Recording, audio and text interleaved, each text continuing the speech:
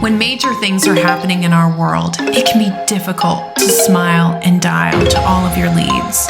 When it's a shitstorm out there, how do you not appear tone deaf as you're trying to sell your product or service? Hi, my name is Melinda Stone, and I've sold over $14 million B2C and had some really eventful times, including the pandemic, the election, multiple catastrophes, natural disasters, and human tragedies. So how do you keep your pipeline flowing? How do you continue on with sales when the world is falling apart?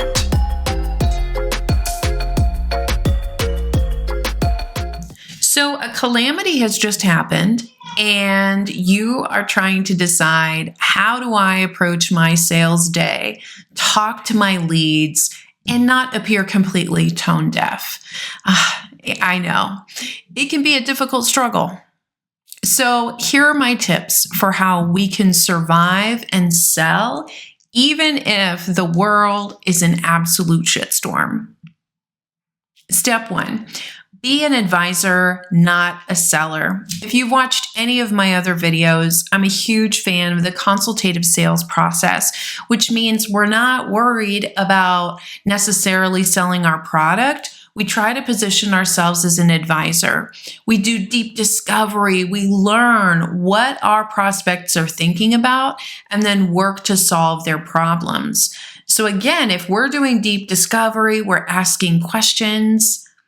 Maybe we're doing a little bit of discovery about current events too. How are they feeling about how things are going? How might what's happening change their behavior? I was inspired to do today's video after the announcement of the tariffs increasing, right? So how would you go to your prospects and maybe check in with them, see how they're feeling? How are they going to change their behavior? Did they just go stock up on tequila? I want to know. And then we can use our product to figure out where it fits with where they are today.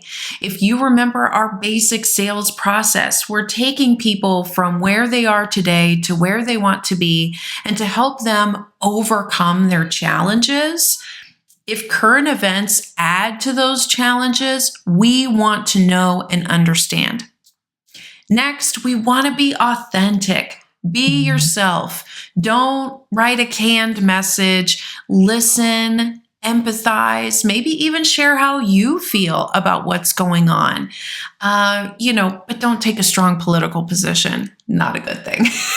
We don't want to isolate ourselves. We just want to listen, ask questions, and empathize.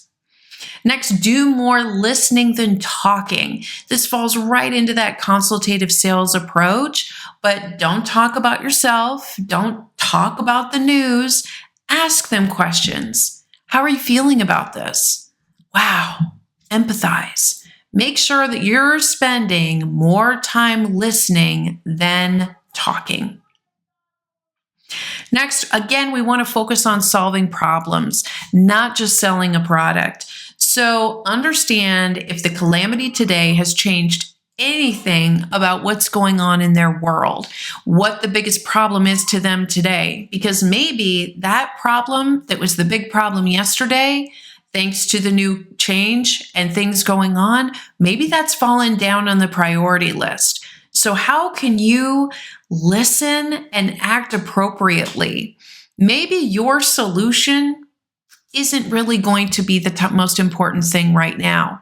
Maybe the best thing you can do is keep the door open and schedule a next step, which allows them some time to process or deal with whatever has come up, right?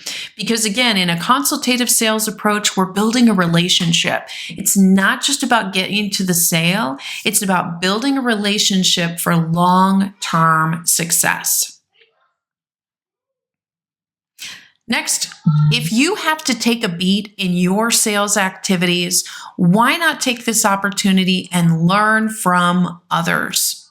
I know I was working in senior living when the pandemic shut all of that down. There really was no appropriate reframe to be telling seniors to come into our communities. So we decided to lean into learning. We used this opportunity to learn new processes, new techniques, ways we can improve our sales process. And then as the pandemic extended, we really challenged ourselves to bring education to others as well. So if you are having to take a beat from what you had planned today because of something that happened in the news, make sure you're still putting your time and energy into something that can yield you greater results, and education and new skills will always do that. Hey, if you've enjoyed this video and learned something, I invite you to join the Other S Word channel. Make sure to like and subscribe. I'm Melinda Stone. Thank you so much.